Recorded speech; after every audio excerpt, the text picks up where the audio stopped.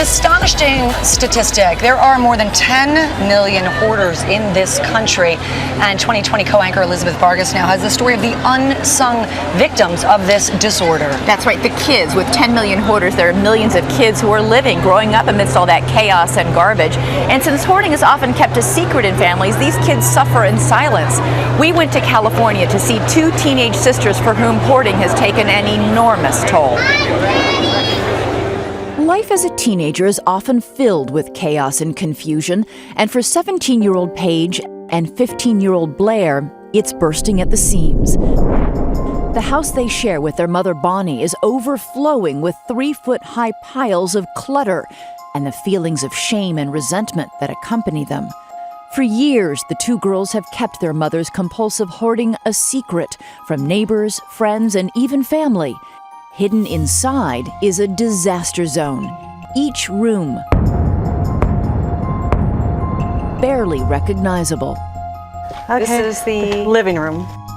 This is supposedly a dining room and office area. This would either be a dining room table right here. It's there, but can't find it. Aquarium back there, can't find it. Kitchen, disaster. This is the kitchen? Oh my gosh. Okay, next, my bedroom. Okay. Wow, it's really hard to walk in here. Yeah. I don't know where. Here's the garage. Oh my goodness. Wow. The only touch of average adolescence in the girls' bedroom, the Jonas Brothers poster on the wall. Their daily lives have been defined by the ever-presence of the mess and the total absence of the normal. There is no clean surface for the teenagers to put on their makeup, brush their teeth, or do their homework. Picking clothes for school is almost impossible. How do you keep track of things? You don't. We lose stuff constantly. Like you put it down, you go somewhere, and you come back, and it's gone. It's very irritating. It makes you very angry. It's kind of really frustrating. The cluttered kitchen sink no longer has hot water, so they wash the dishes in the shower. Meals are cooked in this microwave in the garage. The only place to sit is the living room couch, so that is where they eat every meal and try to ignore the rising tide of junk around them. You just get used to it after a while, so it's not like, oh my God, this is crazy, why are we doing this type thing? Right. It's just like natural to us now. But natural as well is the feeling of being different. So do you have friends over? Can you have people over? No. No one's allowed in our house. We can't really tell them why. We just say, I'm sorry, we can't let you in. Inside their house full of secrets, the hoarding is ripping the family apart. With our mom, we both have trouble holding in our anger, and it gets to the point where we want to have physical fights, and we just get at it. It gets crazy. It's too much. How do you and your daughters get along? We fight a lot. Yeah? We fight a lot.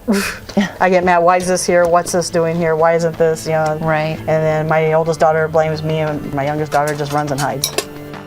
Do you think that if all the garbage and stuff is gone, that the stress will be easier?